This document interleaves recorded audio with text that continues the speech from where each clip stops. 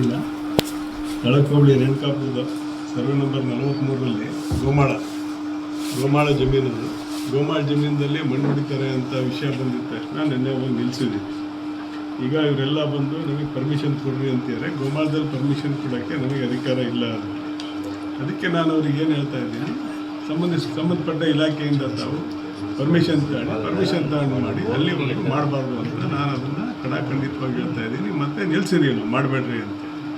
ವಿಷಯ ಇಷ್ಟಿದೆ. ಅವ್ರು ಗ್ರಾಮಸ್ಥರೆಲ್ಲ ಬಂದು ಏನು ಹೇಳ್ತಿದ್ದಾರೆ, ಊರಿಗೆ ಅನುಕೂಲ ಆಗುತ್ತೆ, ರೋಡ್ ಆಗ್ತಾಯಿದೆ, ಮಕ್ಕಳಿಗೆ ಅಡ್ಡಾಡೋಕ್ಕೆ ರೋಡ್ ಬೇಕು, ಹೊಲಗಳಿಗೆ ಅಡ್ಡಾಡೋಕ್ಕೆ ರೋಡ್ ಬೇಕು, ತೋಟಗಳಿಗೆ ಅಡ್ಡಾಡೋಕ್ಕೆ ರೋಡ್ ಬೇಕು ಅಂತ ಅವ್ರು ಕೇಳ್ತಾ ಇದ್ದಾರೆ. ಅವ್ರು ಕೇಳ್ತಿರೋ ಸರಿ, ಬಟ್ ಕಾನೂನಲ್ಲಿ ಅವಕಾಶ ಇಲ್ಲ ಗೋಮಾಳದಲ್ಲಿ ಕೊಡೋಕ್ಕೆ.